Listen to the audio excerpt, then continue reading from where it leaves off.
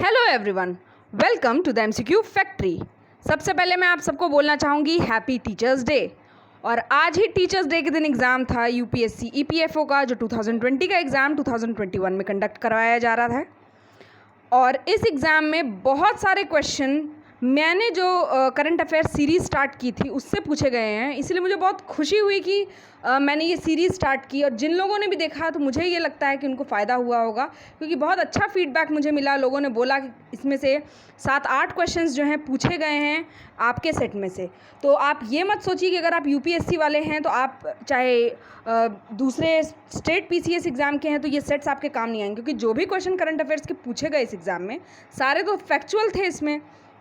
तो फैक्चुअल के लिए बहुत अच्छा था। कुछ स्कीम्स के क्वेश्चंस पूछे गए तो वो जिन्होंने पढ़े होंगे उनके लिए इजी रहेंगे, लेकिन बहुत सारे क्वेश्चंस बिल्कुल लाइन बाय लाइन, ऑप्शंस भी सेम वही थे, इस तरीके से पूछे गए हैं। तो जैसे जैसे वीडियो प्रोसीड होती जाएगी मैं बताती जाऊंगी किस सेक्शन से पूछे गए हैं। तो आपको सबसे पहले क्या करना है, इस चैनल को सब्सक्राइब कर लेना है, क्योंकि अब जितनी भी नेक्स्ट करंट अफेयर्स की वीडियोज़ अपलोड होंगी तो नोटिफिकेशन आप ऑन कर लेंगे तो आपको सारी वीडियोज़ की नोटिफिकेशन मिलती रहेगी। तो मैं कोशिश करूँगी कि यूपीएससी पूरी होते होते, यूपीएससी का एग्ज़ाम आते आते, आप में से बहुत सारे ऐसे लोग भी होंगे जो यूपीएससी में अपीयर होने वाले होंगे, तो मैं वो 16 सेट्स जो हैं वो सारे कंप्लीट करा दूं। और आप लोग प्लीज़ जाकर देखिए। और ट्रस्ट में, अगर आपको फ़ायदा नहीं होगा तो आप, मेरा पर्पस यही था कि मैं अपना जो एफ़र्ट लगा रही हूँ वो आप लोगों को हर मायने में हेल्प करे, बस यही मेरा ऑब्जेक्टिव था। और तो आपको बस चैनल को सब्सक्राइब करना है और मैं फटाफट सारे आंसर्स बताती जाऊँगी। कोशिश तो मैंने ये की है कि ये जो आंसर कीज़ हों वो एरर फ्री हो, लेकिन अगर आपको कहीं पे भी कुछ एरर लगता है तो प्लीज़ कमेंट बॉक्स में कमेंट करके बताइए। अपने मार्क्स मुझे कमेंट बॉक्स में कमेंट करके बताइए। और साथ ही साथ आपको मैं ये भी बता देती हूँ कि जिन्होंने 80+ स्कोर किया है और जिनका नेगेटिव जो है, गलत आंसर्स जो हैं 6-7 इतने ही हैं, तो वो लोग सेफ़ हैं। ठीक है, सेफ़ स्कोर उन लोग का जा रहा है, क्योंकि आपने देखा ही है कि 2015 में 60+ गया था, 17 में उसी हिसाब से गया था।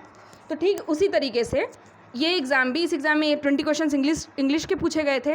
और वैसे ही मैथ्स और जीएस के क्वेश्चन जो स्पेशली थे वो सारे स्पेक्ट्रम, सारे हिस्ट्री के क्वेश्चंस जो थे वो स्पेक्ट्रम से पूछे गए थे।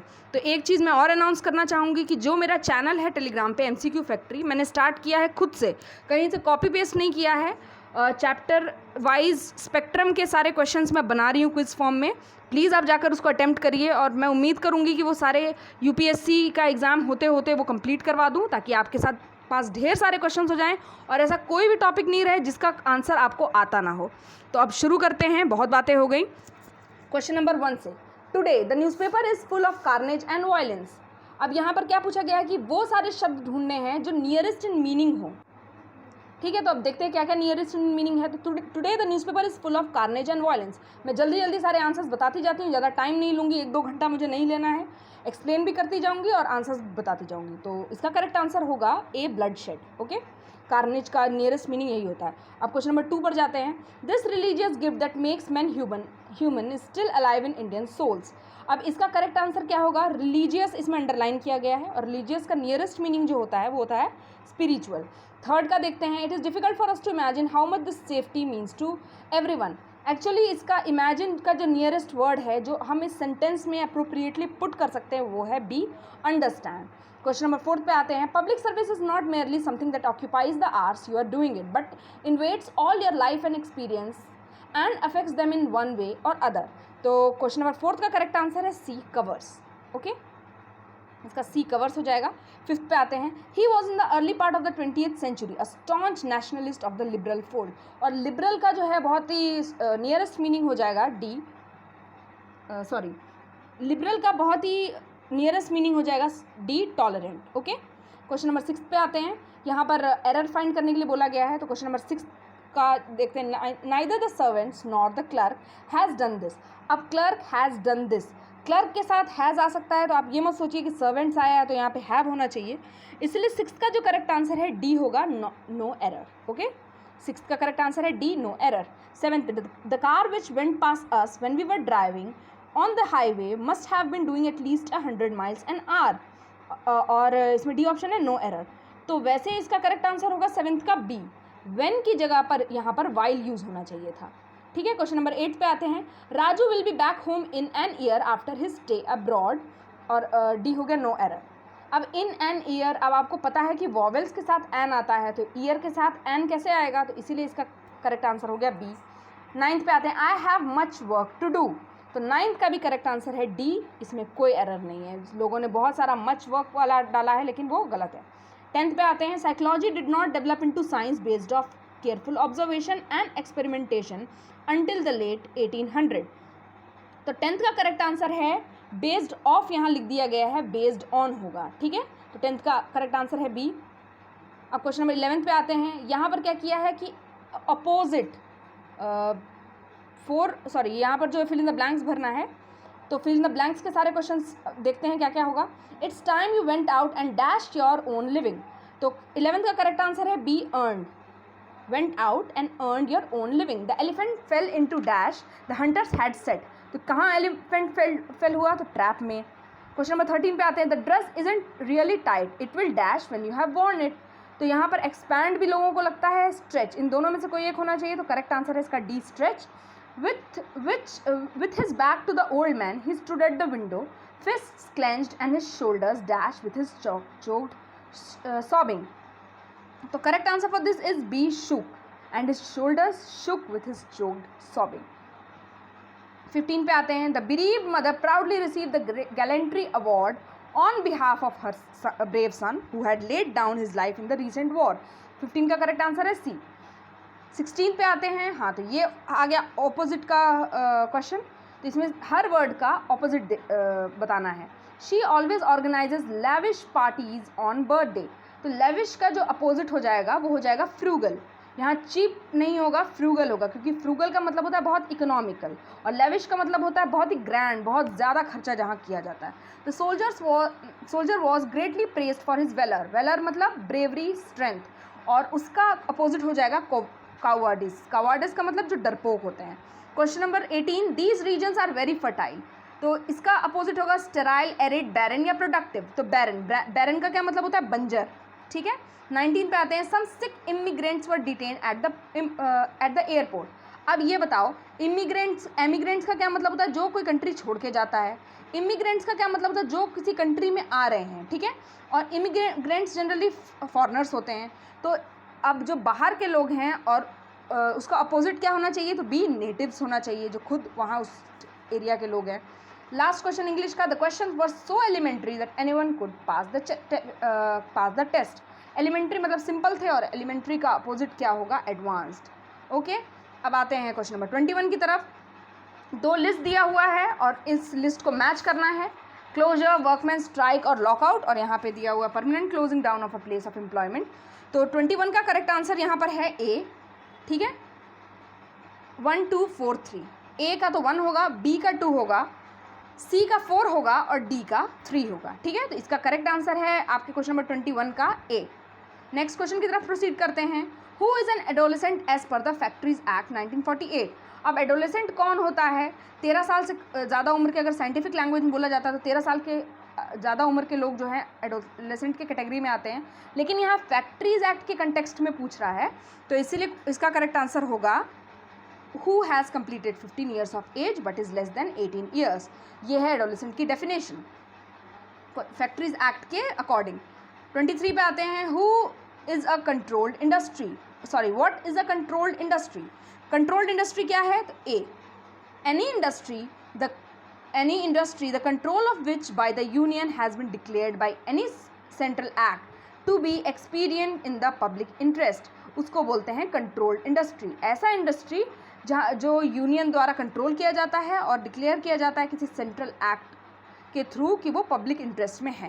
क्वेश्चन नंबर 24 पे आते हैं, what is the minimum number of members required for the registration of a trade union, आपने ये सारे जो क्वेश्चंस ईपीएफओ से रिलेटेड होते हैं, जो अगर आपने वो कवर किए होंगे तो ये बहुत बेसिक क्वेश्चन, बहुत ही फैक्चुअल क्वेश्चन पूछा गया, तो ईजी है इसको बनाना, तो 24 का करेक्ट आंसर होगा C, 7 members, okay. Question number 25 पे आते हैं, which of the following disputes is are considered as trade dispute under the provision of the trade union act 1926, तो इसका करेक्ट आंसर है C, okay, employment, non employment, condition of labour, तो इसका answer है 1 2 3, मतलब ये पूछा गया है कि इसमें से कौन से ट्रेड डिस्प्यूट्स आते हैं ट्रेड यूनियन एक्ट 1926 के अंडर, तो ये तीनों आते हैं, एम्प्लॉयमेंट, नॉन एम्प्लॉयमेंट और कंडीशंस ऑफ लेबर, ये तीनों जो है ट्रेड डिस्प्यूट में इंक्लूडेड होते हैं। अब प्रोसीड करते हैं क्वेश्चन नंबर 26 की तरफ।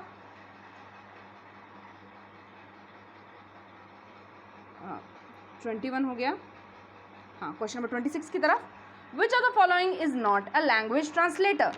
तो करेक्ट आंसर इसका है असेंबलर भी है, इंटरप्रेटर भी है, कंपाइलर भी है, लेकिन लिंकर जो है ये ट्रांसलेटर लैंग्वेज नहीं है। 27 पे आते हैं। कंप्यूटर के जो क्वेश्चंस थे थोड़े ट्रिकी थे, लेकिन जिन्होंने अच्छे से ये सब पढ़ा होगा उनके लिए ज़्यादा डिफिकल्ट नहीं होंगे। ओके, तो क्वेश्चन नंबर 27 रीड करते हैं। Which of the following statement is correct? A device driver of output devices. तो इसका करेक्ट आंसर क्या है? C. Okay, a device driver of output devices translate user inputs into output device. ये device driver का work है। Question number 28 पे आता है। Which one of the following registers is use to keep track of the next instruction to be executed? तो इसका correct answer होगा सी, program counter. ये इंस्ट्रक्शन रखता है, एक रजिस्टर है जो इंस्ट्रक्शन को एग्जीक्यूट करने का ट्रैक रखता है। अब यहाँ पर ऑडियो फाइल्स के बारे में बात हो रही है कि इसमें से कौन सा ऑडियो फाइल नहीं है, कंफ्यूज नहीं हो रहा है, नॉट पूछा जा रहा है। वेब के बारे में हमने सुना है, SWF के बारे में भी सुना है, MPEG के बारे में भी सुना है। ये सारे जो हैं ऑडियो फाइल्स होते हैं। ऑडियो फाइल्स कौन नहीं है? तो MIDI, MIDI जो है ऑडियो फाइल नहीं है। 29 का करेक्ट आंसर है ए। अब प्रोसीड करते हैं क्वेश्चन नंबर 30 पे। Which one of the following denotes a sequential electronic circuit that is use to store one bit of information? कौन सा है सीक्वेंशियल इलेक्ट्रॉनिक सर्किट जो वन बिट ऑफ इंफॉर्मेशन को स्टोर करने का काम करता है? तो ये करता है C, flip flop. Question number 31 पे आते हैं। अब यहाँ आते हैं, अब मैं बताती जाऊँगी कि जितने भी आपके क्वेश्चंस पूछे गए हैं किस बुक से आए हैं, किस जगह से आए हैं, आपको कहाँ से पढ़ना है। स्पेशली अगर आप UPSC की प्रिपरेशन कर रहे हो तो मैंने बार बार आपको क्या कहते हैं प्रेशराइज़ किया है कि थीम्स इन इंडियन हिस्ट्री को ज़रूर पढ़िए। RS शर्मा या जो भी प्रीवियस बुक्स हैं वो तो अच्छी हैं ही, लेकिन इसको पढ़िए क्योंकि अब मैं देख रही हूँ कि जितने भी क्वेश्चन UPSC पूछता है इन्हीं में से पूछता है। तो ये जो themes in Indian history part 2 है, ठीक है, जिसमें मिडिवल हिस्ट्री पूरा कवर किया गया है, वहाँ से ये क्वेश्चन पूछा गया है। वर्ड बाय वर्ड क्वेश्चन है ये। तो निर्गुणा का क्या मतलब होता है? निर्गुणा फॉर्म ऑफ भक्ति। साथ ही साथ NCERT की 6-7 की कोई बुक है उसमें भी ये चीज़ क्लियरली दी हुई है। तो उसी का जो एक्सपैंडेड फॉर्म है themes in Indian history class, themes in Indian history part 2, वो जो है बहुत इंपॉर्टेंट है और उसको आप ज़रूर पढ़िए जाकर। और अगर मैं कोशिश करूँगी कि उसके भी क्विज़ फॉर्म में क्वेश्चंस मैं प्रिपेयर करके अपने टेलीग्राम चैनल पर डालूँ, इसलिए बार बार रिक्वेस्ट कर रही हूँ कि एक बार जाइए मेरे टेलीग्राम चैनल पर देखिए कि जो मैंने क्वेश्चंस डाले हुए हैं स्पेक्ट्रम के वो अच्छे हैं कि नहीं, आपको हेल्प कर रहे हैं कि नहीं, और कौन सा चैप्टर आप चाहते हैं कि मैं जल्दी जल्दी कवर करूं। तो प्लीज़ मुझे कमेंट बॉक्स में या तो चैनल पे जाके या फिर यहीं यूट्यूब पे ही मुझे प्लीज़ कमेंट करके बताइए ताकि मैं आपकी हेल्प कर सकूं किसी भी फॉर्म में अगर मैं कर सकती हूँ तो निर्गुणा भक्ति के बारे में पूछा गया है और ये है क्या? Abstract form of God worship. 2 तरह की भक्ति होती है, ठीक है, एक सरगुण एक निर्गुण। सरगुण में क्या होता है? भगवान का एक फॉर्म बनाकर की पूजा की जाती है, लेकिन निर्गुणा में क्या होता है? कोई मतलब भगवान का कोई शेप साइज नहीं होता, एब्स्ट्रैक्ट होते हैं वो। तो 31 का आंसर डी है। अब 32, यहाँ पर हम एलिमिनेशन टेक्निक्स को यूज़ करके इसको क्लियरली फाइंड आउट कर सकते हैं। तो पूछा गया है क्या? व्हाट डिड एनी अकबरी seek to promote within the frontiers of the Mughal state? Social disharmony तो कोई भी बुक है, कोई भी चीज़ है वो नहीं प्रमोट करेगी। ओके, एक गलत है। Cessation of the provincial unit from central rule. अब प्रोविंशियल यूनिट को सेंट्रल रूल से अलग कर देना ये भी उसका ऑब्जेक्टिव नहीं था। D, establishment of rule of rural republics by overthrowing the Mughal suzerainty. अब ये जितने भी देख रहे हो सारे नेगेटिविटी की तरफ जा रहे हैं सी को छोड़ के, तो इसलिए इसका सिंपल एलिमिनेशन टेक्निक से आंसर हो जाएगा social harmony with the support of a strong ruling class. बहुत सारे क्वेश्चन ऐसे थे जो बहुत फैक्चुअल थे, बहुत सिंपल थे, मतलब बेसिक भी आपको पता होगा तो आपसे हो जाएगा। जो इकोनॉमिक्स के और कॉमर्स के जो क्वेश्चंस थे वो थोड़े टिपिकल थे, वो जिन्होंने पढ़ा होगा उनके लिए डिफ़िकल्ट नहीं होंगे। तो ये जो करंट अफेयर्स के क्वेश्चंस हैं, चाहे GS के क्वेश्चंस हैं, वो बहुत अच्छे आए, बहुत सिंपल आए थे। जिसने स्पेक्ट्रम पढ़ा होगा वो तो ईजीली उसको कवर कर सकता है। तो यहाँ पर पूछा गया कि कहाँ से इन्होंने डांडी मार्च स्टार्ट किया था। तो क्वेश्चन नंबर 33 का करेक्ट आंसर है बी, साबरमती आश्रम। और साथ ही साथ मैं ये भी बता रही हूँ कि साबरमती आश्रम का ये जो क्वेश्चन है ये 65th BPSC में पूछा गया है, UPSC के भी एग्ज़ाम में बहुत बार पूछा गया है। तो ये क्वेश्चन बहुत इंपॉर्टेंट है। साथ ही साथ मैंने अभी कितना CAPF का एग्ज़ाम सॉल्व करवाया, वेस्ट बंगाल PCS का सॉल्व करवाया था, उससे पहले भी ऑडिटर का एग्ज़ाम था, उससे पहले भी प्रोजेक्ट मैनेजर का एग्ज़ाम था। जितने भी एग्ज़ाम MP PCS का एग्ज़ाम था, सब में एक क्वेश्चन बहुत कॉमन था, जो था नीति आयोग। तो ये जो एक क्वेश्चन है, ये आपको कम से कम 1 मार्क्स तो दिलवा सकता है ना। तो नीति आयोग क्या था, मैंने बार बार बोला, आप UPSC में भी देखिएगा, अगर नीति आयोग से क्वेश्चन ज़रूर आएगा कि कब फॉर्म हुआ। ये क्वेश्चन हर एग्ज़ाम में था। इस एग्ज़ाम में ये पूछा गया कि नीति आयोग की फुल फॉर्म क्या थी। तो मैंने बार बार बोला है, जोर दिया है कि नीति आयोग को ज़रूर पढ़िए, क्या है, कौन है उसके, वो सारी चीज़ें पढ़िए आप। और ये एग्जामिनेशन पॉइंट ऑफ व्यू से बहुत इंपॉर्टेंट है, स्पेशली इस साल के एग्ज़ाम में। अब यहाँ पर पूछा गया है कि socialist group of Congress party का कौन सा मेंबर नहीं था। तो इसका करेक्ट आंसर है बी, राजेंद्र प्रसाद मेंबर नहीं थे। जयप्रकाश नारायण थे, NG रंगा थे, नरेंद्र देव थे, क्योंकि ये आपका विकीपीडिया पे बहुत क्लियरली दिया हुआ है। साथ ही साथ अगर आपने स्पेक्ट्रम पढ़ी होगी तो स्पेक्ट्रम में भी ये चीज़ क्लियरली दी हुई है। ठीक है। Which one of the following was not recommended in Macaulay's 1835 minute on education. Macaulay minute में इनमें से कौन सी चीज़ इंक्लूडेड नहीं थी। तो इसका करेक्ट आंसर है D, teaching of both western and oriental text at higher level of education. अब आप देखिए, वेस्टर्न और ओरिएंटल ये दोनों तो कॉन्ट्रास्ट की चीज़ हैं। वेस्टर्न मतलब पूरा इंग्लिश हो गया, ओरिएंटल मतलब जो भी आपकी वर्नाकुलर लैंग्वेजेस हैं वो। अब दोनों चीज़ों को तो पढ़ाने का मैकॉले मिनट में नहीं चीज़ लिखी होगी ना, क्योंकि मैकॉले मिनट किस चीज़ से रिलेटेड था, वो इंग्लिश मीडियम को प्रमोट करना उसका पर्पस था। तो ओरिएंटल टेक्स्ट को वो किसी भी हालत में प्रमोट नहीं करेगा, इसीलिए डी जो है इनकरेक्ट स्टेटमेंट है। 36 पे आते हैं, which of the following state will be directly connected with Assam by the propose bridge between Dhubri and Phulbari over river Brahmaputra. अब यहाँ से मैं बताना शुरू करती हूँ। ये क्वेश्चन मेरे सेट से आया है, सेट नंबर 8। अगर आपको ट्रस्ट नहीं हो रहा है, प्लीज़ आप एक बार जाके सेट 8 देखिए। और सेट 8 का 7th 8th क्वेश्चन है ये, जिसमें मैंने जोगी घोपा के बारे में, धुबरी फुलबारी के बारे में, सारे ब्रिजेस के बारे में बताया। साथ साथ ये भी बताया था कि कहाँ से ये स्टार्ट हुई, कहाँ ख़त्म हुई, मल्टी मॉडल लॉजिस्टिक पार्क, वो भी मैंने बताया था। और देखिए ये यहाँ पर आ भी गया, और मुझे बहुत खुशी हो रही है कि एटलीस्ट मेरा ये जो एफर्ट है काम तो आया। तो क्वेश्चन नंबर 36 पे जाते हैं। इसका करेक्ट आंसर है बी, मेघालय धुबरी फुलबारी ब्रिज का। 36 का करेक्ट आंसर बी हो गया। 37 पे आते हैं। Which of the following statement is correct, India is a signatory to the Ramsar convention. अब देखिए, मैंने ये भी अपने 7th या 6th सेट में ये क्वेश्चन बताया था रामसार के बारे में, कि अभी जो है रामसार में 4 साइट्स का एडिशन हुआ है और टोटल जो है 46 साइट्स हो गई। यहीं वो कंफ्यूज करने के लिए यहाँ 76 डाल दिया गया है, इसीलिए इंडिया सिग्नेटरी है रामसार का। रामसार कन्वेंशन वेटलैंड कंजर्वेशन पे है, दोनों चीज़ें ठीक है, लेकिन ये ठीक नहीं है, इंडिया में 46 रामसार साइट्स हैं, जो अभी 4 एडिशन हुआ है तब जाके 46 हुई है। तो इसलिए इसका करेक्ट आंसर है 37 का डी। अब आते हैं क्वेश्चन नंबर 38 पे। तो ये जो है गवर्नमेंट स्कीम से रिलेटेड है, तो जिसने पढ़ा होगा प्रधानमंत्री कृषि सिंचाई योजना, उसका बोला गया है कौन सा ऑब्जेक्टिव नहीं है, providing subsidies to use fertiliser, high yielding varieties and pesticides. तो 38 का जो इनकरेक्ट आंसर है वो है ए। ओके, ये बाकी चीज़ें कि इन्वेस्टमेंट, चाहे कल्टिवेबल एरिया को इंक्रीज़ करना, एक्सपैंड करना, और ऑन फार्म वाटर एफिशिएंसी, ये सारी चीज़ें इसमें इंक्लूडेड थी, लेकिन high yielding variety of fertiliser का यूज़ यहाँ इंक्लूडेड नहीं था। तो इसीलिए गवर्नमेंट स्कीम्स बहुत इंपॉर्टेंट, स्पेशली जब आप UPSC की प्रिपरेशन कर रहे हैं। तो साथ ही साथ ये क्वेश्चन जो है हमारे क्लास 10th की NCERT से आया है, जिसमें क्लियरली मेंशन है कि फर्स्ट एक्सपोर्ट प्रोसेसिंग जोन जो है सेटअप हुआ था 1965 में, कहाँ इंडिया में, एशिया का इनफैक्ट, वो था कांडला। ठीक है, और कांडला कहाँ है, गुजरात में। क्वेश्चन नंबर 40 पे आते हैं। Which of the following is the name of the scheme introduce a well targeted scheme of service delivery to LPG customers. ये बहुत पुराना स्कीम का क्वेश्चन पूछा गया है, लेकिन सबको ये पता है कि ये क्या स्कीम है। तो ये है बी, पहल। और पहल की फुल फॉर्म क्या है, तो पहल की फुल फॉर्म है प्रत्यक्ष हस्तांतरित लाभ। ठीक है, अब आते हैं क्वेश्चन नंबर 41 पे। What is the maximum amount of gratuity payable to the employees under the Payment of Gratuity Act 1972? तो इसका करेक्ट आंसर है 41 का डी, 20 लाख जो है इसमें इसका अमाउंट है ग्रेचुटी का। अब क्वेश्चन नंबर 42 पर आते हैं।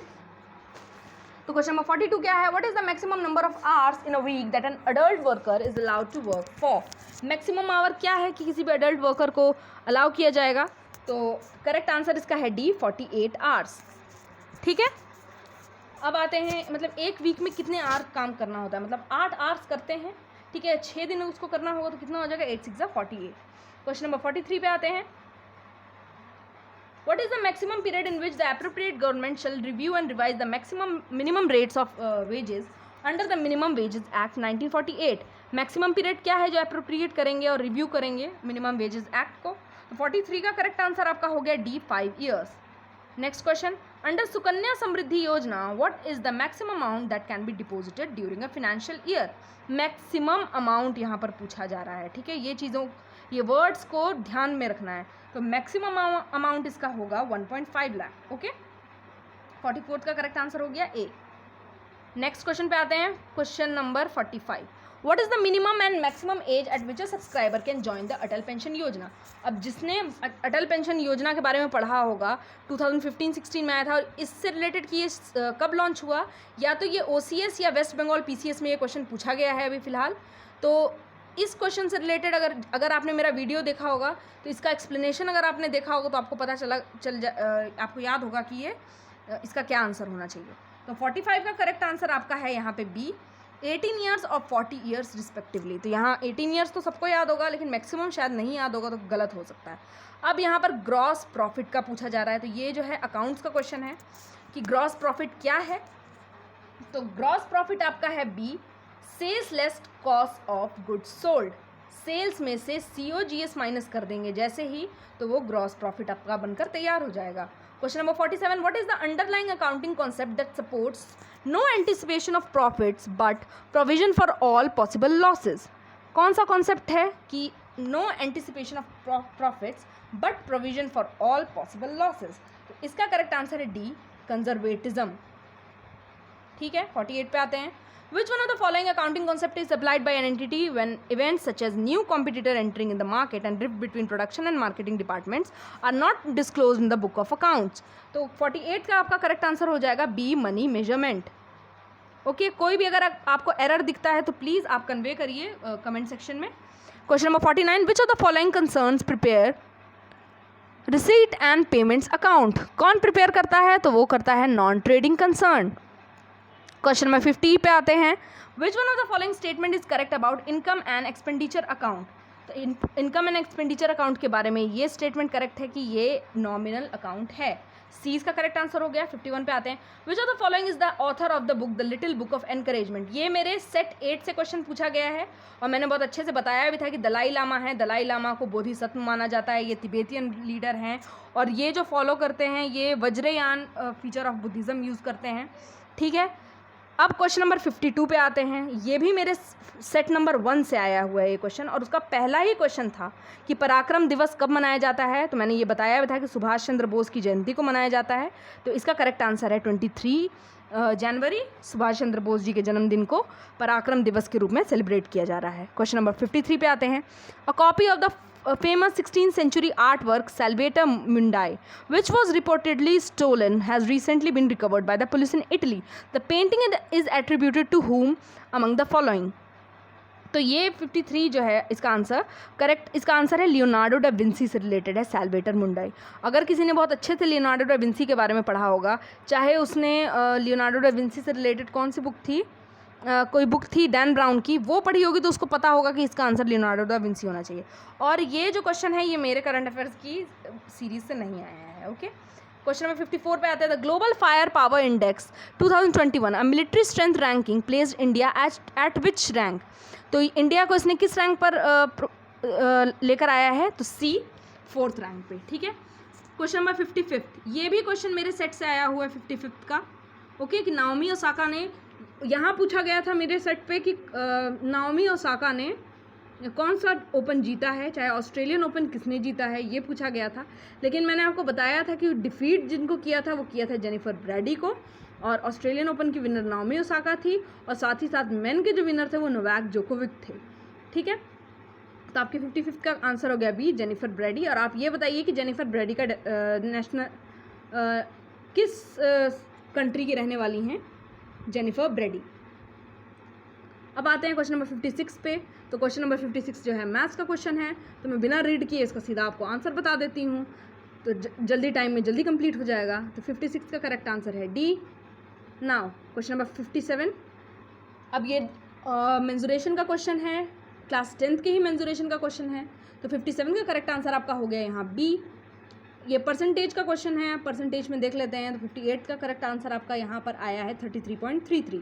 59 पे आते हैं, the average weight of 100 students, average निकालने का क्वेश्चन है और 59 का करेक्ट आंसर आपका हो गया C20। 60th का करेक्ट आंसर आपका हो गया C 2 सेंटीमीटर। और आपको मैथ्स में कोई भी गलती दिखे तो प्लीज़ आप पॉइंट आउट करके बताइए ताकि मैं कमेंट सेक्शन में उसको रेक्टिफाई कर सकूँ। Question number 61, which of the following is not a female reproductive organs in humans. अब यहाँ देखिए ह्यूमंस के बारे में पूछा गया और यहाँ जो डी स्टेमन है, स्टेमन तो फ्लावर का रिप्रोडक्टिव ऑर्गन है, इसीलिए स्टेमन इसका आंसर है। अब आते विच of the following can not be called amphibian of the plant kingdom, किसे नहीं बोला जा सकता है। तो बी, सी और डी ये तीनों जो है amphibian of the plant kingdom कही जाती हैं, लेकिन स्पायरोगिरा जो है उसको नहीं बोला जाता है, तो इसलिए 62 का करेक्ट आंसर है ए। यहाँ पर पूछा जा रहा है, अब आप देखिए CAPF और ये जो EPFO का एग्जाम था, इसमें जितने भी क्वेश्चन हैं नॉट वाले क्वेश्चन बहुत डोमिनेट करते हैं और यही चीज़ कंफ्यूज कर देती है लोगों को। तो इस चीज़ को ध्यान रखना है कि ये जो कीवर्ड नॉट है, आप ऐसा ना हो कि आप देख ना पाएँ और जाकर गलत कर दें अपना answer. Question number 63, which one of the following is not a sequence of deforestation. Deforestation से क्या क्या नहीं होता है, डिक्रीज बायोडाइवर्सिटी तो होती है भाई, इंक्रीज सॉइल इरोजन भी होता है, रेनफॉल भी डिक्रीज होती है, ग्राउंड वाटर इंक्रीज होता है, नहीं डिक्रीज होता है, तो इसलिए ये इसका करेक्ट आंसर है। अब यहाँ पर पूछा जा रहा है कि विच one of the following chromosome has a mismatched pair in a normal human male. तो अब तो सबको पता है कि जो 23rd पेयर ऑफ क्रोमोसोम होता है, जो अपना सेक्स क्रोमोसोम होता है, वो दोनों मेल और फीमेल में मिसमैच होता है, XX और XY। तो कौन सा X और Y के बीच में जो मिसमैच होता है वही जो है C, इसका आंसर हो गया। अब वैक्सीन के बारे में पूछा जा रहा है, तो वैक्सीन जो है ये क्वेश्चन क्लास 6th या 7th की NCERT है उसमें दिया हुआ था कि जब वैक्सीन फॉर्म हुआ तो पहले किस पे टेस्ट किया गया, तो काऊ पे टेस्ट किया गया। और वैक्सीन जो है वर्ड डिराइव हुआ है, वैक्सीन वर्ड डिराइव हुआ है विका, विका का मतलब होता है काऊ, लैटिन वर्ड, तो काऊ पे टेस्ट किया गया था, इसीलिए इसका नाम वैक्सीन रख दिया गया। क्वेश्चन नंबर 66 पे आते हैं, 65 हो गया, क्वेश्चन नंबर 66 पे आते हैं, which one of the following statement is true with regard to the image formation by 2 eyes of a person. अब यहाँ पर बहुत सारे लोगों ने ये किया कि both the eyes see exactly the same image, actually ये गलत है। Each I sees a slightly different image, कुछ एंगल में, कुछ उसके फॉर्मेशन में कुछ डिफरेंस होता है और तब उसको कंबाइन करके हम उस इमेज को पूरा क्लियर देखते हैं। तो 66 का करेक्ट आंसर डी है। Which one of the following statement is correct, wavelength of microwaves ranges between. अब यही माइक्रोवेव और इंफ्रारेड का क्वेश्चन 66 BPSC में भी पूछा गया है, तो जो BPSC वाले स्टूडेंट इसको देख रहे हैं तो मार्क कर लीजिए, क्वेश्चन BPSC पूछ सकता है। तो 67 का आपका करेक्ट आंसर है A, infrared waves and radio waves, इसी के बीच में इसका रेंज जो है रहता है।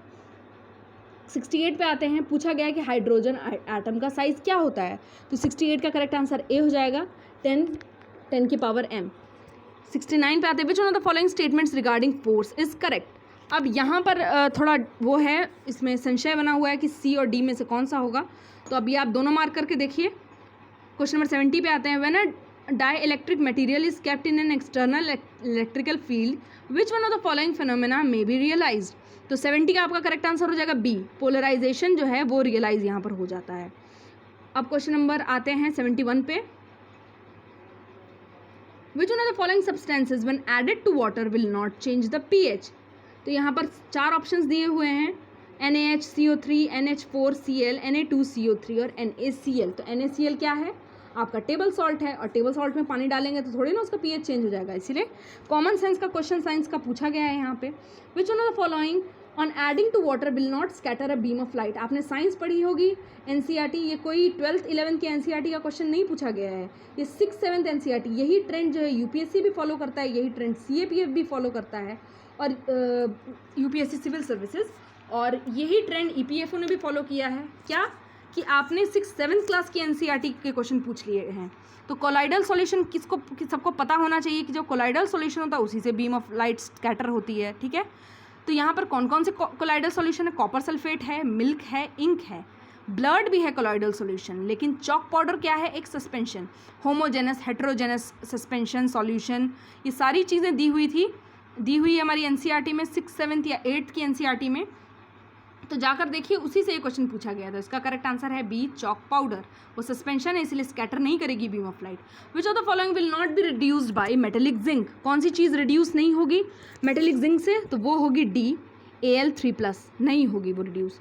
क्वेश्चन नंबर 74 पे आते हैं। ये तो बहुत कॉमन क्वेश्चन है, ये लूसेंट का, आपने एनसीईआरटी का, इनफैक्ट एनसीईआरटी ही आप ले लीजिए, इलेक्ट्रॉन जब एटम एंड मॉलिक्यूल, जो एनसीईआरटी की बुक, एनसीईआरटी 6, 7, 8 पता नहीं किस एनसीईआरटी का क्वेश्चन है ये, लेकिन है ये एनसीईआरटी का कि किसने प्रोटॉन डिस्कवर किया था। तो मैंने तो इसको याद करने का तरीका ये याद रखा है कि पी आर मतलब प्रोटॉन किसने बनाया, आर ने, तो आर कौन है यहाँ पे, रदरफोर्ड। ओके, 74 का करेक्ट आंसर आपका हो गया सी, रदरफोर्ड। 75 पे आते हैं। बैलेंस्ड इक्वेशन इसको बनाने के लिए बोला गया है, तो ये भी कुछ ज़्यादा डिफिकल्ट नहीं है, ये अपने 10th क्लास के एनसीईआरटी से पूछा गया है, तो इसका करेक्ट आंसर होगा A1। नाउ क्वेश्चन नंबर 76 पे आते हैं। ये भी क्वेश्चन जो है करंट अफेयर का क्वेश्चन है, और यहाँ पर आपको ये पता होना चाहिए कि जितने भी हेडक्वार्टर्स हैं रेलवे के कहाँ कहाँ पर है। तो इसका करेक्ट आंसर है ए, सेंट्रल का जो हेडक्वार्टर है वो मुंबई में है, बाकी सारे करेक्ट हैं। तो इन तीनों ऑप्शंस को आप याद रख लीजिए कि बाकी किसी एग्जाम में अगर पूछ लिया जाए तो। अब 77 पे आते हैं। ये भी क्वेश्चन मेरे करंट अफेयर सीरीज़ से पूछा गया है, और बिल्कुल वर्ड बाय वर्ड यही था, और उसके ऑप्शन में डी बांग्लादेश भी था। और मैं अगर आप बोलेंगे तो मैं इसका स्क्रीनशॉट अपने टेलीग्राम चैनल पे भी शेयर कर दूँगी। तो tri service contingent of which one of the following countries participated in India's republic day parade in 2021, बहुत चर्चा का विषय था, जनवरी का क्वेश्चन है, ये भी फरवरी का क्वेश्चन है। जितने भी जनवरी फरवरी के क्वेश्चन पूछे गए हैं इसमें, तो आपने अभी जितना भी कवर किया होगा वो थोड़ा फ्यूटाइल हो गया होगा आपका। तो 77 का करेक्ट आंसर है डी, बांग्लादेश। इसलिए आपको रिक्वेस्ट कर रही हूँ, मैंने एफर्ट डाला है, जाके आप देखिए, इवन आपको यूपीएससी में भी हेल्प करेगा ये मेरा सीरीज़ करंट अफेयर्स का। अब यहाँ पर आते हैं। अब ये जो है बहुत ही चर्चा में था, ये भोटी लैंग्वेज कहाँ का है, तो लद्दाख का लैंग्वेज है ये, और पूछा गया कि 8th शेड्यूल में ये नहीं आता। 8th शेड्यूल अपना जो कॉन्स्टिट्यूशन के 12th शेड्यूल है उसमें 8th शेड्यूल लैंग्वेज का है। डोगरी, मैथिली, संथली उसमें इंक्लूडेड है। 22 ऑफिशियल लैंग्वेजेस होती हैं। भोटी लैंग्वेज नहीं है, भोटी जो है लद्दाख की लैंग्वेज है, और लद्दाखी लैंग्वेज इसको बोला जाता है, तो ये उसमें फिगर नहीं करती है। अब गर्म हवा और सर्द हवा जो कंडक्ट कराए गए हैं रूटीन एक्सरसाइज, किसके बीच में कराए गए हैं, किसने कंडक्ट कराए हैं, तो वो बीएसएफ ने कंडक्ट कराए हैं। Who among the following was the founder of स्वतंत्र पार्टी, कौन इसके फाउंडर थे, तो ये भी स्पेक्ट्रम का क्वेश्चन है, और इसका करेक्ट आंसर होगा आपका ए, सी, राजगोपालाचारी। क्वेश्चन नंबर 81 पे आते हैं। अब मैथ्स का क्वेश्चन आ गया, तो इसका फटाफट आंसर बताती जाती हूँ मैं। तो क्वेश्चन नंबर 81 का करेक्ट आंसर है आपका बी, 12। क्वेश्चन नंबर 82 का आपका करेक्ट आंसर है डी, 7, ठीक है। क्वेश्चन नंबर 83 पे आते हैं। Which of the following is the arithmetic mean of √3 - √2 and it's reciprocal. Arithmetic mean का क्वेश्चन पूछा जा रहा है, तो 83 का करेक्ट आंसर आपका यहाँ हो गया ए, √3। 84, suppose x and y are two positive numbers such that when x is reduced by 2 and y is increased by 2, the ratio becomes 2:1, and when x is increased by 2 and y is reduced by 2, the ratio becomes 3:1. Which one of the following is equal to x minus y? तो 84th का आपका यहाँ correct answer हो गया A, 20, ठीक है। अब question number 85 पे आते हैं। ये भी मैथ्स का क्वेश्चन हो गया, और ये इंटीजर्स के बारे में पूछ रहा है, और इसका आपका यहाँ करेक्ट आंसर हो जाएगा सी, बोथ 1 and 2। ये भी सही है, ये भी सही है। क्वेश्चन नंबर 86 पे आता है। What is the equivalent decimal value of binary number 101110? तो इसका इक्विवेलेंट बाइनरी नंबर जो हो जाएगा ए हो जाएगा 46। 87, विच one of the following basic operations for converting raw input data into useful information is not perform by all computer? तो कौन सा नहीं परफॉर्म किया जाता है, तो वो सी, स्विचिंग जो है ये सारे कंप्यूटर के द्वारा नहीं परफॉर्म किया जा पाता है। Question number 88, which one of the following memories is extremely fast and acts as a high speed buffer between CPU and the main memory? तो 88 का आपका करेक्ट आंसर हो गया डी, कैश मेमोरी। ओके, 89 पे आते हैं। Which one of the following is not a web browser? Internet explorer है, Firefox भी है, गूगल क्रोम भी है, फेडोरा नहीं है। फेडोरा क्या है, ये एक ऑपरेटिंग सिस्टम है, ठीक है। Which one of the following represent 1 GB of information? अब जितने भी लोग नेट यूज़ कर रहे हैं सबको पता होगा कि 1 GB जैसे ही आपका नेट खत्म होता है तो कितना वो होता है, किसके इक्वल, तो 1024 MB के इक्वल, क्योंकि जब हमारा जितना भी डेटा है वो हमें मेगाबाइट्स में शो करवाया जाता है। 91 पे आते हैं। Where did Gandhi put in the first major public appearance after returning from South Africa in 1915? ये भी क्वेश्चन स्पेक्ट्रम का पूछा गया, और इसका करेक्ट आंसर है Banaras Hindu university. Who among the following is the author of Gandhi as Mahatma? कौन इसके ऑथर हैं, शाहिद अमीन।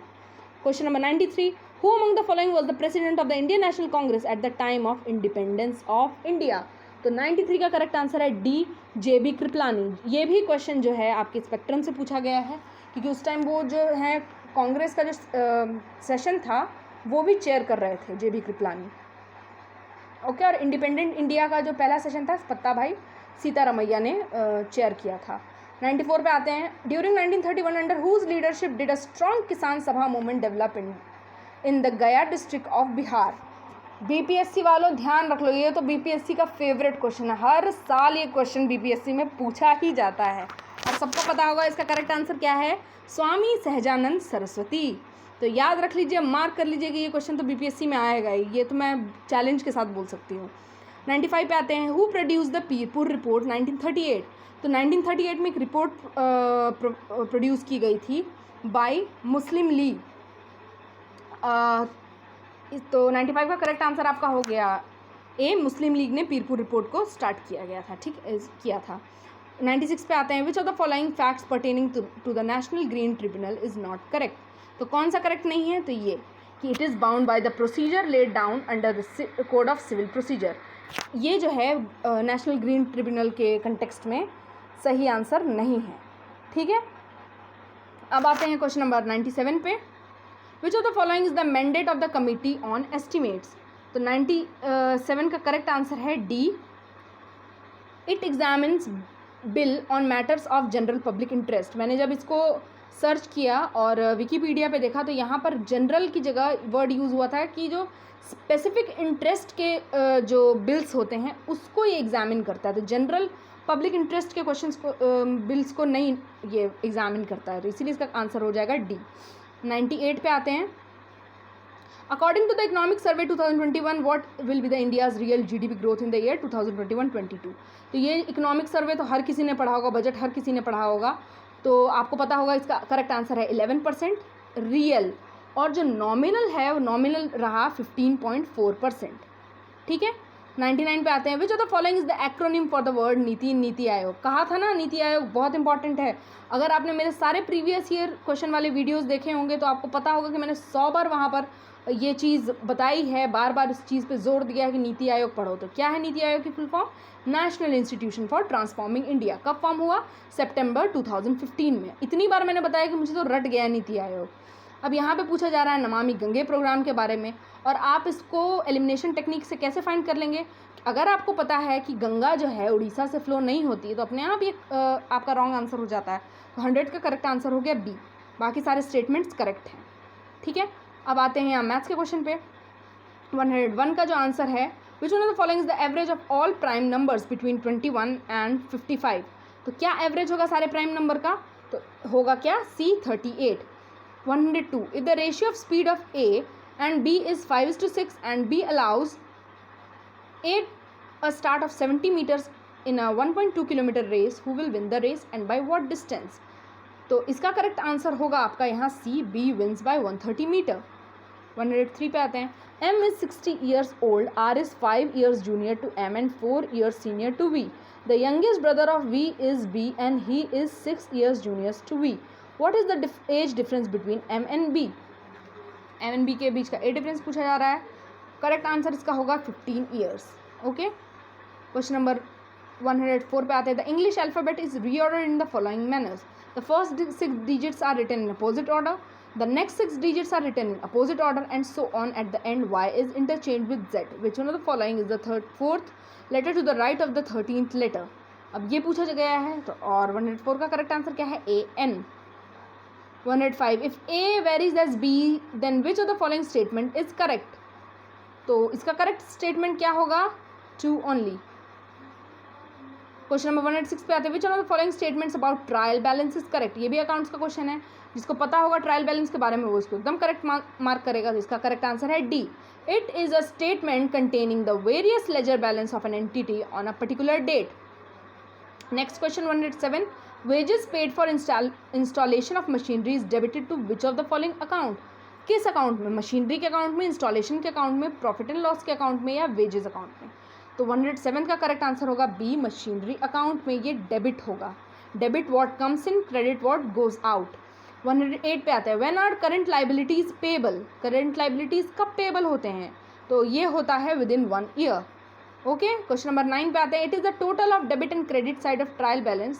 Is the total of debit and credit side of trial balance the same? क्या सेम होता है? यस, ऑलवेज, हमेशा सेम होता है. बैलेंस शीट, ट्रायल बैलेंस, इन सब का जो दोनों साइड होता है वो सेम होता है. इनफैक्ट आप इनकम एंड एक्सपेंडिचर अकाउंट बनाइए, उसमें भी जो दोनों का बैलेंस होता है वो सेम होना चाहिए. सॉरी, सेम नहीं होना चाहिए. अगर एक्सपेंडिचर ज़्यादा आता है तो प्रॉफिट, इनकम ज़्यादा, एक्सपेंडिचर ज़्यादा आता है तो लॉस, इनकम ज़्यादा होता है तो प्रॉफिट. क्वेश्चन नंबर 110 पे आते हैं. Which of the following the first book in which the transaction of a business unit are recorded? Okay, तो ये तो अकाउंट्स का बेसिक क्वेश्चन है, क्लास 11th की बुक से पूछा गया है. तो ये करेक्ट आंसर इसका है डी, जर्नल. जर्नल, फिर लेजर, फिर कैश बुक, फिर बैलेंस शीट. क्वेश्चन नंबर 111 पे आते हैं. whom the following did not represent the militant nationalist school of thought in India? कौन नहीं रिप्रेजेंट करते थे? तो ये जो है कौन रिप्रेजेंट नहीं करता था, तो 111 का आंसर है सी, कृष्ण कुमार मित्रा. अश्विनी कुमार दत्त, विष्णु शास्त्री चिपलुंकर और लाला लाजपत राय, ये जो थे ये militant national school of thought के को रिप्रेजेंट करते थे. और सबसे बड़ा नाम इसमें क्या था? बाल गंगाधर तिलक का. ठीक है, तिलक का प्रोमिनेंट नेम था. और लाल बाल पाल, ये जो तीनों लोग थे ये भी इससे एसोसिएटेड थे. तो आपको इससे ये आइडिया मिल गया. और ये भी शायद स्पेक्ट्रम का ही क्वेश्चन है. 112 पे आते हैं. रैयतवाड़ी के बारे में पूछा गया है और ये बहुत ही मतलब कॉमन क्वेश्चन है. तो इसमें पूछा गया है कि कौन सा करेक्ट है. ध्यान रखिए, कीवर्ड करेक्ट पूछ रहा है, नॉट करेक्ट नहीं. तो इसका करेक्ट आंसर जो रैयतवाड़ी से रिलेटेड है 112 का, तो वो हो जाएगा B, landless labourers become the land owners. क्योंकि यहाँ पर ज़्यादा ही जो रियॉट्स, जो जितने भी लेबरर्स थे उनको यहाँ पर प्रोमिनेंस दिया गया था. तो इसीलिए इसका आंसर ये है बी. 113 पे आते हैं. In the year 1911 who among the following form the social service league in Bombay? किन्होंने सोशल सर्विस लीग बॉम्बे में ऑर्गेनाइज किया? तो वो थे एन.एम. जोशी. ठीक है, और एन.एम. जोशी और किस चीज़ से रिलेटेड हैं? तो ट्रेड यूनियन मूवमेंट से भी रिलेटेड थे N M. Joshi. Question number 114. Who among the following was not part of the group of no changers in the Congress party? अब दो जगह नॉट नो आ गया तो कंफ्यूज नहीं होना है. और 114 का आंसर आपको मार्क करके आना था डी, मोतीलाल नेहरू. ये सारे नो चेंजर्स में थे, मोतीलाल नेहरू नहीं थे. Question number 115. Who among the following was not a member of the cabinet mission? ये तो बहुत ही कॉमन क्वेश्चन है, ये भी स्पेक्ट्रम से पूछा गया है. और इसको याद करने का मैंने तरीका तो APS रखा था. APS से आप याद रखिए. और लॉर्ड वावेल इसमें इंक्लूडेड नहीं थे, तो डी इसका करेक्ट आंसर है. 116 पे आते हैं. Who among the following is the first player in the history of test cricket to take 200 wickets against left handed batsman? अब क्रिकेट प्रेमियों के लिए तो ये बहुत आसान क्वेश्चन होगा, तो इसका करेक्ट आंसर है डी, रविचंद्रन आश्विन. 117 पे आते हैं. Who among the following speakers of Lok Sabha formally disassociated from the political party after his election as the speaker? तो 117 का करेक्ट आंसर है सी, नीलम संजीव रेड्डी. इन्होंने क्या किया था? रेजिग्नेशन दे दिया था. अब आते हैं, लास्ट 3 क्वेश्चंस बचे हैं. अब यहाँ देखते हैं मदर लैंग्वेज डे. इस चीज़ को भी मैंने अपने सेट 9 में इस चीज़ को एक्सप्लेन किया था. मैंने सेट 8 ही में इसको एक्सप्लेन किया था, अभी 9 बना ही नहीं है. सेट 8 में इस चीज़ को एक्सप्लेन किया था. ये भी बताया था कि मदर लैंग्वेज डे फरवरी 21 को सेलिब्रेट होता है. और इस आइडिया को किसने दिया? तो ये आइडिया कहाँ से मिला? तो ये आइडिया मिला बांग्लादेश से. इसलिए क्या थीम है और उसकी क्या हिस्ट्री है ये सब आपको पता रहना चाहिए. और इससे एक आइडिया ले लीजिए, इसका करंट अफेयर्स, इसका GS, और CAPF का करंट अफेयर्स, CAPF का GS, ये दोनों आप अच्छे से पढ़ लीजिए. तो UPSC का जो एग्ज़ाम होगा उसमें आपको बहुत हेल्प मिलेगी उस टॉपिक को, पर्टिकुलर हर टॉपिक को पढ़ लेने से. 119 पे आते हैं. Ngozi Okonjo इवियाला was recently selected as the first women director general of WTO. She hails from which one of the following countries? इसका करेक्ट आंसर है सी, नाइजीरिया. नाइजीरिया की कैपिटल क्या है? Abuja. 102. The Kaladan multi modal transit transport project. ये भी question मेरे set से आया हुआ है, तो आप चेक कर लीजिए मैंने कितनी बार ये बात बोली है और वो सेट कितना इंपॉर्टेंट है. तो प्लीज़ उसमें जनवरी टू जुलाई सारे करंट अफेयर्स उसमें इंक्लूडेड हैं. तो प्लीज़ जाकर देखिए, पढ़िए उस करंट अफेयर्स को और उसके सेट्स प्रैक्टिस करिए. और सबका PDF जो है मेरे करंट अफेयर जो मेरा चैनल है टेलीग्राम पे, द MCQ फैक्ट्री, वहाँ पर मिल जाता है सारा PDF देखिए, सॉल्व करिए. और वीडियोज़ इसलिए देखिए क्योंकि मैं स्टैटिक GS सारे पोर्शन वहाँ कवर करती हूँ. तो देख लेते हैं 20 का करेक्ट आंसर, तो वो है म्यांमार। मिज़ोरम से म्यांमार जाती है क्रॉस बॉर्डर रोड जो प्रोग्राम है ये कालादान मल्टी मॉडल ट्रांसपोर्ट। अगर वीडियो अच्छा लगा तो प्लीज़ लाइक करिए और प्लीज़ हमारे चैनल को सब्सक्राइब करिए। Thank you for watching, keep learning and once again happy teachers day.